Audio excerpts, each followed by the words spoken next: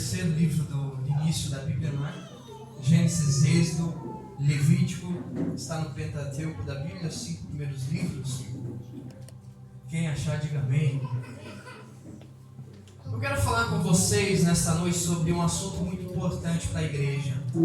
Algo de extrema importância para as nossas vidas como povo de Deus, como igreja do Senhor. Eu e você, nós temos que entender, meus amados, que Deus tem um propósito para nós. E que esse propósito está ligado nele. A nossa vida está ligada no Senhor. Precisamos compreender e entender sobre a nossa identidade. E por que Deus nos chamou? Qual é o propósito do Senhor para as nossas vidas? E hoje a gente vai falar sobre um assunto muito importante. Um assunto que vai chamar muito a nossa atenção. Deus falou muito comigo sobre isso nessa semana. Eu quero que você preste atenção. Quem achou, diga amém. Amém. Vamos lá então. Diz assim. 6:13. 6:13. Diz que o fogo arderá continuamente sobre o altar e não apagará. O fogo arderá continuamente sobre o altar e ele não se apagará. Vamos repetir juntos. Diga: o fogo arderá continuamente sobre o altar e não se apagará. Olha para a pessoa que está do lado, diga: o fogo, a chama não pode se apagar sobre a sua vida. Sobre a sua vida, viu? Diga, repita que ela não entendeu. Diga: o fogo, a chama não pode se apagar na sua vida. Amém? Qual que é a sua Bíblia na sua cadeira aí? Quer falar? Fecha os seus olhos mais um momento. Senhor, muito obrigado por esta noite. Obrigado pela tua paz. Obrigado, Senhor, pelos teus conselhos que nos guiam, nos trazem orientação da tua vontade. Eu te peço, Senhor, que nessa noite a revelação da tua palavra venha até nós. Porque, Deus, nós queremos ouvir a tua voz. Não queremos escutar a voz de homens, mas queremos ouvir a voz de Deus. E é por isso que nós nos submetemos debaixo das tuas mãos poderosas. Nós colocamos a nossa vida diante de Ti. Que o Senhor possa ministrar através de nós nessa noite. Que a Tua igreja que está aqui para ouvir a Tua mensagem possa receber a Tua palavra como uma semente. Glória a Deus. Uma semente que é lançada sobre uma terra fértil. E essa semente ela vai germinar, ela vai crescer, ela vai dar frutos 30, 60, 100 vezes mais. Em o nome de Jesus, Senhor, tira de nós todo sentimento de pecado, tira de nós tudo que possa influenciar na nossa vida de não ouvir a Tua voz. Jesus, fala com a Tua igreja, fala com cada um dos Teus irmãos e irmãs que aqui está, porque a palavra é Tua. O Senhor tem grandes coisas para nós. Ministra aos nossos corações. Essa é a minha oração, Pai, no nome santo de Jesus. E a igreja diz: amém. Pode se assentar, meus amados, glorificando a Deus. Eu quero que você me ajude na mensagem, meus amados, porque eu quero que você preste muita atenção e me ajude nos versículos aí. A gente vai ler alguns versículos e eu preciso da ajuda dos irmãos. Amém? Amém, queridos? Amém. A palavra de Deus diz assim: que o fogo ele arderá continuamente sobre o altar. Na Bíblia nós encontramos muitos símbolos ou simbologias e tipologias. Por exemplo, há uma tipologia muito conhecida pela igreja. A Bíblia diz que um dia Deus escolheu um homem chamado Noé. E o Senhor disse a ele assim: ó Noé, pega a tua família, você e a tua família, você vai construir uma arca. Aliás, Deus tinha falado algo para ele: você vai construir uma arca. E num determinado momento, em um dia, o que aconteceu? Veio um grande dilúvio. Meu Deus, só quem está ouvindo diga amém. Amém. Veio um grande dilúvio. E isso é uma tipologia demonstrando sobre algo que também vai acontecer para nós. demonstrando que um dia Jesus virá para buscar a sua igreja. E assim como Noé foi salvo, ele e a sua família, nós também seremos salvos por Cristo Jesus. Isso é uma tipologia, uma representação. Como também quando a Bíblia cita lá o sacerdote, o sumo sacerdote Arão, como alguém que exerceria a sua função com muita qualidade, exerceria aquilo que Deus havia dito para que ele fizesse com muita autoridade. Porém, no livro de Hebreus, nós vamos encontrar que o sumo sacerdote perfeito é Jesus. Então, isso é uma tipologia demonstrando que Arão foi bom no que fez, mas Jesus é perfeito no que faz. Glória a Deus. Arão poderia fazer aquilo que Deus, a função que Deus deixou para ele com muita qualidade e exemplo, mas Jesus é perfeito em tudo que faz. Há várias tipologias, como Abraão como pai da fé, como pai de todos, mas essa tipologia representa Deus como pai da humanidade também. Então, assim como há tipologias, também há simbologias na Bíblia. E um dos símbolos bíblicos que nós encontramos é quando a Bíblia fala sobre o fogo. Diga fogo. Fogo. A Bíblia diz que em várias passagens você vai encontrar vários símbolos sobre o fogo, os significados. Aqui na minha introdução, meus amados, eu quero falar de quatro significados sobre o fogo. A primeira delas é o seguinte, que o fogo, ele simboliza Deus. O fogo, ele simboliza Deus. Deuteronômio capítulo 4, versículo 24. O Senhor Deus diz assim: não sou eu um fogo que se consome e um Deus zeloso? Palavras do Senhor: não sou eu um fogo que se consome e um Deus zeloso? Então o fogo, ele simboliza Deus. O fogo simboliza Deus. Como também o fogo simboliza a presença de Deus. Êxodo capítulo 13, versículo 21, há uma passagem muito interessante. O povo de Israel sai do Egito guiado pela sua autoridade maior. Não é? Quem era a autoridade? Moisés. Não era Paulo? Não. Certeza que não era o apóstolo Paulo? Está bem longe. Era Moisés, que liderado, direcionado pelo próprio Deus, a Bíblia diz que eles passaram o Mar Vermelho. E quando eles passam o Mar Vermelho, Deus traz um símbolo da sua presença com eles. De dia havia uma nuvem que os protegia do sol, e à noite uma coluna de fogo. Não era de água? Não. Não era chuva? Não. Uma coluna de fogo. Porque aonde está a presença de Deus, ali é liberdade. Glória a Deus. Aonde está a presença de Deus, ali é cura. Aonde está a presença do Senhor, ali há mudança. A Bíblia diz que as roupas não envelheciam.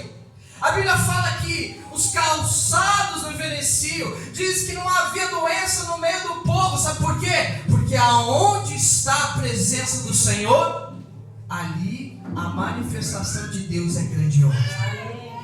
Então o fogo simboliza Deus, simboliza a presença de Deus e simboliza a palavra de Deus. Glória a Deus. Jeremias capítulo 23, versículo 29. Acaso a minha palavra não age como fogo? O Senhor Deus dizendo através de Jeremias. Acaso as minhas palavras não agem como fogo, como um martelo que despedaça a rocha? Então, a palavra de Deus também simboliza o quê? Fogo. Aliás, o fogo simboliza também a palavra de Deus. Glória a Deus. Simboliza Deus, simboliza a presença de Deus, simboliza a palavra de Deus. E é claro que se eu for falar de fogo, eu tenho que falar de quem? Espírito Santo. Do Espírito Santo. Atos capítulo 2, a Bíblia diz que eles estavam reunidos em mesmo lugar e foi repartido a eles o quê? Línguas como de fogo. E quando fala repartido, está falando que o próprio Espírito dividiu entre eles. O Espírito Santo dividiu a unção o próprio Espírito Santo habitou sobre eles. E dessa forma Deus vai fazer nas nossas vidas essa noite. Agora eu pergunto para você, antes de perguntar, eu quero dizer o significado desses 4 assuntos que falamos aqui. Fogo simboliza Deus, simboliza a presença, a palavra e o Espírito Santo. Então nós podemos entender que o fogo é poder. Fogo é poder de Deus. Toda vez que você ouvir sobre poder, lembre-se disso. É o poder de Deus sendo manifestado. Só que a gente pensa que o poder de Deus é algo que a gente não pode alcançar. É algo que está longe de mim. Aí você olha para algumas pessoas e você diz, será que Deus lá do céu olhou e viu uma panelinha assim e disse assim, ó, esse eu vou usar e esse eu não vou usar. Não, esse aqui recebe poder de Deus e este não recebe. Não é assim. Deus quer manifestar o seu poder sobre todos nós. Eu pergunto para a igreja então, quem quer o poder de Deus essa noite? Diga amém. Amém. Não ouviram, né? Não escutei, só escutei a Mirella ali falando. Quem quer o fogo de Deus na sua vida? Aliás, quem quer o poder de Deus na sua vida? Diga amém. Amém. Agora sim, agora sim. Só que para ter o poder de Deus, nós temos um caminho, há um procedimento, há um primeiro passo que eu e você nós temos que fazer. E eu quero nessa noite falar para você rapidamente sobre isso, para não perdermos tempo. Gostaria que você abrisse sua Bíblia comigo no livro de 1 Reis, capítulo 18. Nós vamos ver aqui um passo muito importante para que o poder de Deus seja manifestado na nossa vida. 1 Reis, capítulo 18. 1 Reis, capítulo 18. E o versículo 31. Quem achar lá antes que eu diga, já pode ler, por gentileza. Amém. 1 Reis, capítulo 18. Lê lá, missionário. Elias tomou 12 pedras, conforme ao número das tribos dos filhos de Jacó, ao qual veio a palavra do Senhor, dizendo: Israel será o teu nome. Amém.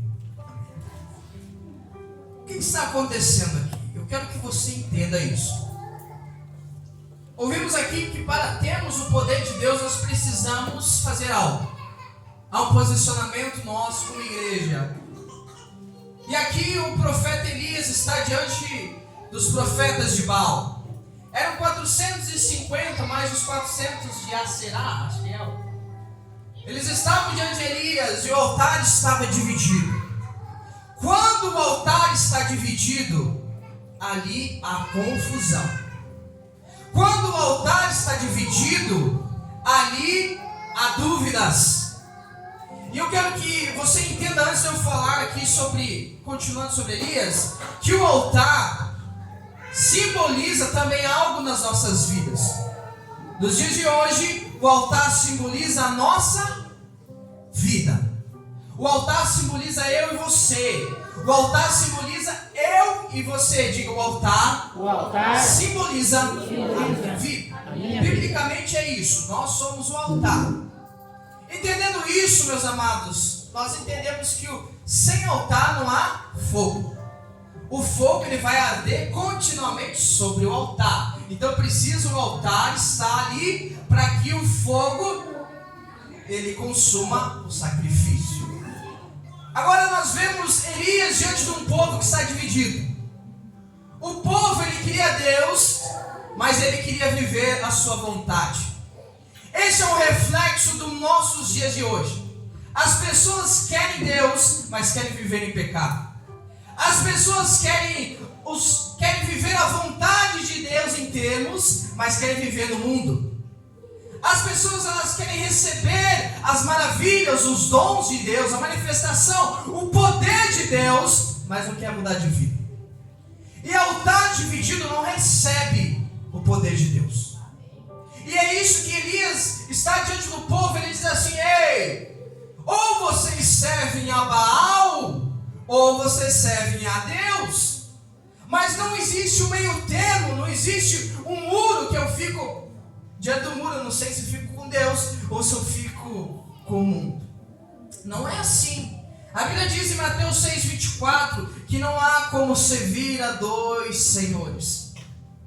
De uma fonte que jorra água boa para se beber, não pode jorrar uma água Salgado. amarga. Ou é água boa, ou é água amarga. Não há como servir a dois senhores. Então Elias diz diante de Israel: ou vocês servem a Deus, ou vocês servem a Baal. E aí ele propôs algo aos profetas de Baal. Ele diz assim: vamos fazer o seguinte. Ele manda trazer 2 bezerros, e eles vão oferecer um sacrifício diante do altar, diante de todo o povo que ali está. Israel está reunida diante do altar. Ele fala assim: nós vamos oferecer um sacrifício a Deus. Eu vou oferecer ao Deus de Israel, e vocês oferecem ao Deus de Baal.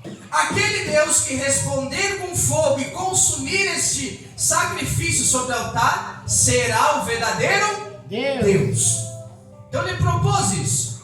Aí então a Bíblia diz que ele fala: vamos primeiro, comece vocês. Estão em mais, né? Estão em mais, começa vocês.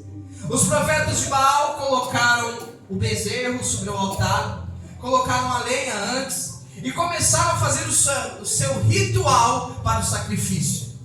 A Bíblia diz que eles clamavam, eles chamavam Baal, eles gritavam. Chegou um momento que Elias disse assim: talvez Baal esteja viajando, Baal talvez esteja dormindo, gritem mais alto.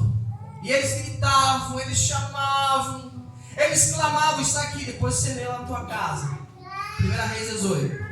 Aí eles clamavam. A Bíblia diz que chegou a fazer quase uma valeta em volta do altar, de tanto que eles rodavam o altar e nada acontecia. Então chegou um momento que Elias, ele diz assim: agora chega, agora é minha vez. Não respondeu Baal, então não respondeu. Antes de Elias orar a Deus e clamar ao Senhor, ele vai fazer algo. E é isso o primeiro passo que eu e você nós temos que fazer para receber o poder de Deus. Aprenda isso, meus amados. Antes de orar, eu preciso me posicionar em algumas coisas. A Bíblia diz que Elias, ele vai purificar o altar. Amém. Ele vai limpar o altar. Ele vai tirar toda a sujeira. Porque os profetas de Baal chegaram a se cortar, jogaram o seu sangue sobre aquele animal e nada acontecia. Aí Elias, ele vai limpar o altar. Ele diz assim para o povo: tragam-me água, muitas águas. E eu pergunto para você: o que é o inimigo do fogo? O que apaga o fogo? Então ele diz assim: traga muita água. E ali ele limpa o altar, ele tira a sujeira, ele coloca em volta desse altar 12 pedras, simbolizando as 12 tribos de Israel. Ele faz uma espécie de para vocês entenderem, como se fosse um buraco em volta do altar, de mais ou menos 60 ou 30 centímetros. Agora não me lembro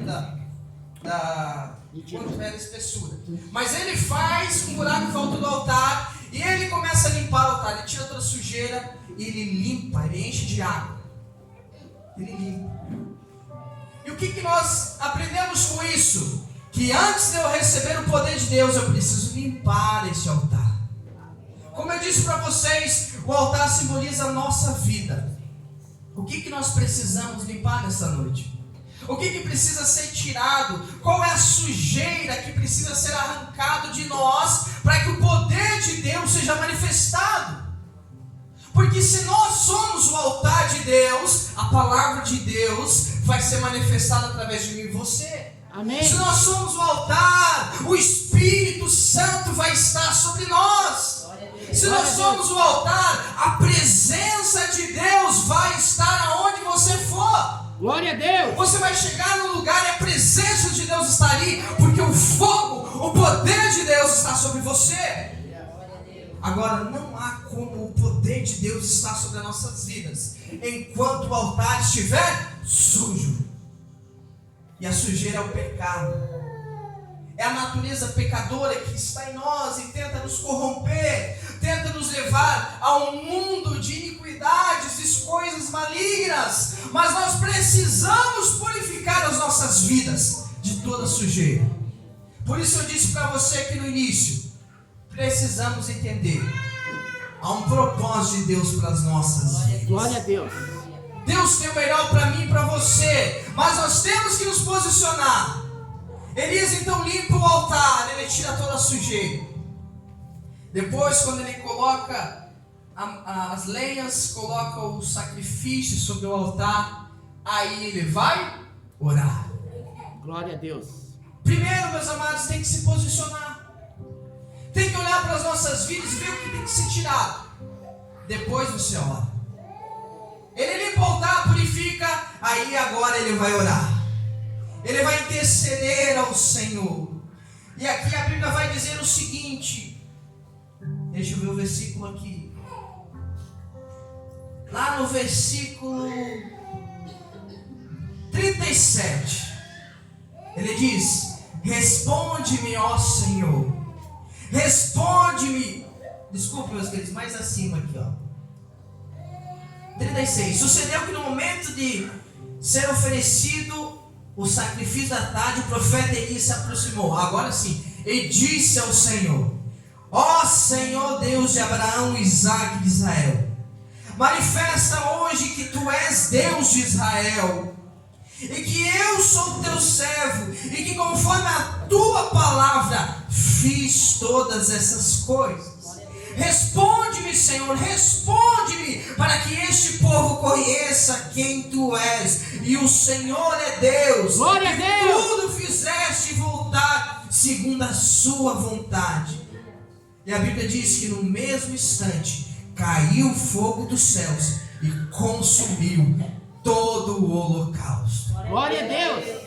O fogo, o poder de Deus se manifestou ali. De que forma que toda a água que tinha ali secou. As pedras sumiram dali com o poder do fogo. Então, para que o poder de Deus se manifeste em nós, nós precisamos limpar o altar. Amém? Agora, outra situação muito importante eu quero falar para você também. Isaías capítulo 6, eu gostaria que você abrisse comigo. Isaías 6.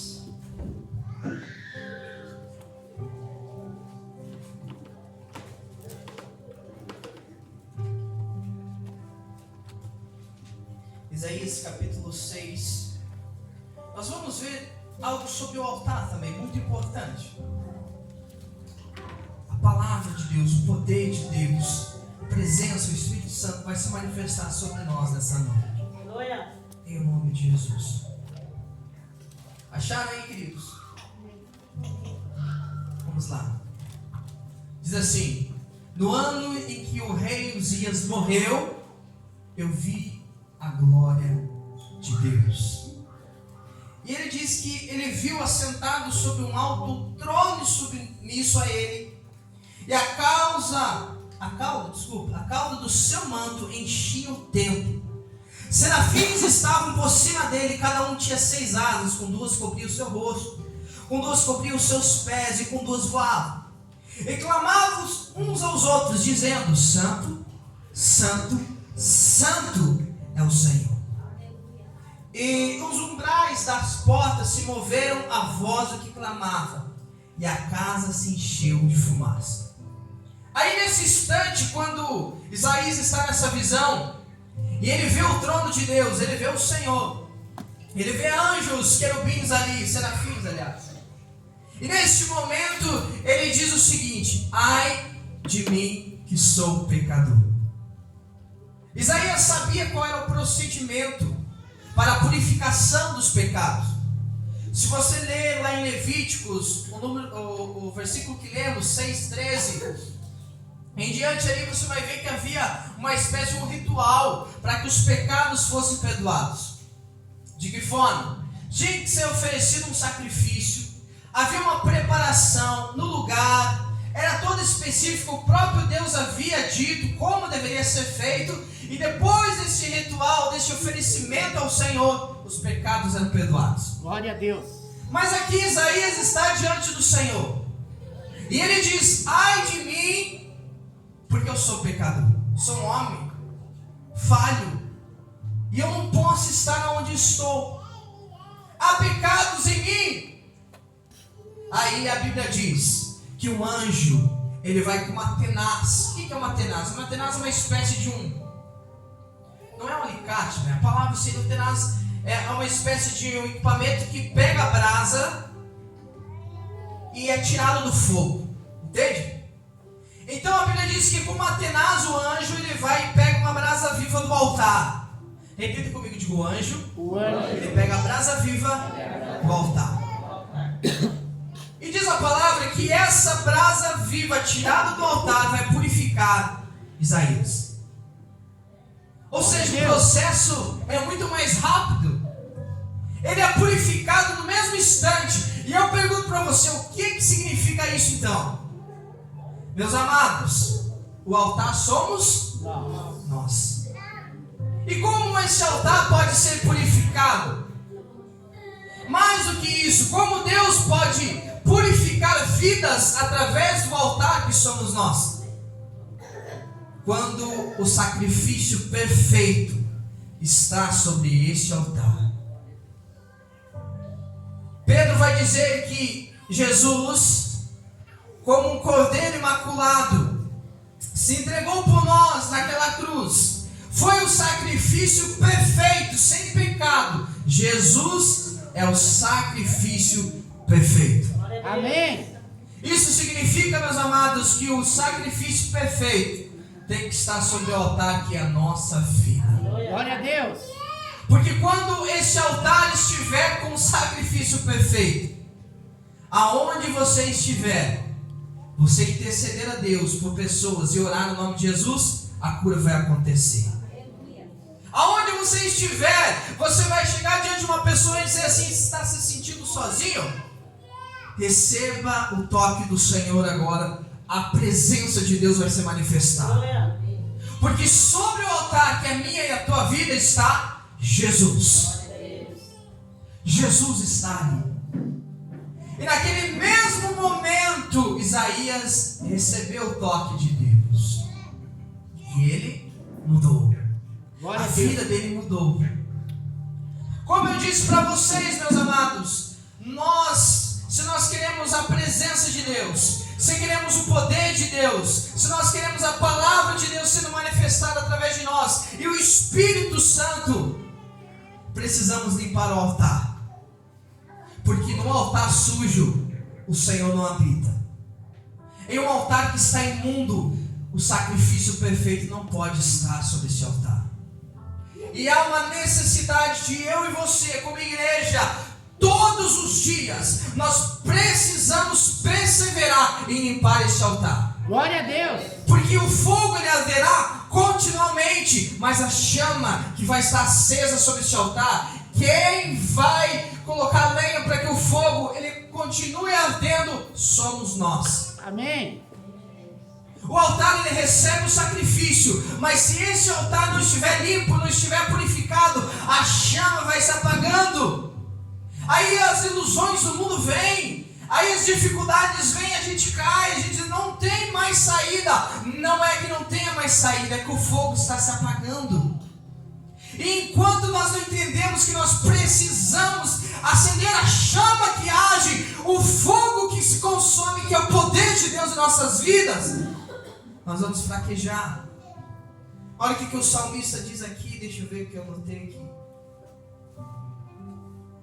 Oh Jesus, fechei o versículo. Essa chama, meus amados, ela precisa queimar. Ela não pode se apagar. Ela não pode se apagar sobre as nossas vidas. Oh, meus amados, não deixe que a chama se apague. Não deixe que o fogo de Deus se apague sobre a tua vida. Eu e você, nós precisamos nos fortalecer em Deus. Aleluia. Olha o que o salmista diz assim, ó. Eu disse: guardarei os meus caminhos para não pecar. Com a minha língua guardarei as tuas palavras. Colocarei um freio na minha língua. E no versículo 2 diz assim: com silêncio fiquei mudo, calava-me mesmo a seca do bem, e a minha dor se agravou. Ele estava doente, ele estava mal, fisicamente talvez, ou espiritual. Mas no versículo 3 vai acontecer algo extraordinário. O que ele diz? Então o meu coração se esquentou, e dentro de mim, enquanto eu meditava do Senhor, se acendeu um fogo. Então eu falei com a minha língua: faze-me, Senhor, conhecer a tua vontade. Você pode estar mal, você pode estar triste, angustiado, mas no momento em que você chega diante do Senhor, o fogo, o poder de Deus é manifestado sobre a tua vida. Purifique a sua vida nesta noite. Purifique o altar de Deus. Somos o altar do Senhor. E eu quero que você guarde isso, meus amados, que o fogo, ele haverá continuamente sobre o altar. Não se para. A Bíblia diz assim, que nós devemos orar sem cessar. Como que você ora sem cessar? Você fica toda hora orando o Pai Nosso, 24 horas por dia orando o Pai Nosso, é isso? Sem cessar? Não, você está conectado com o Senhor em espírito. Então você vai no teu serviço, Senhor, esteja aqui comigo no meu serviço. Você chega na sua casa, Senhor, aqui está minha família. Você vai se alimentar, você diz: Senhor, que está o alimento, obrigado Jesus, esteja conosco. Antes de você dormir, Senhor, acampa os seus anjos em volta desta casa, porque esta casa pertence ao Senhor.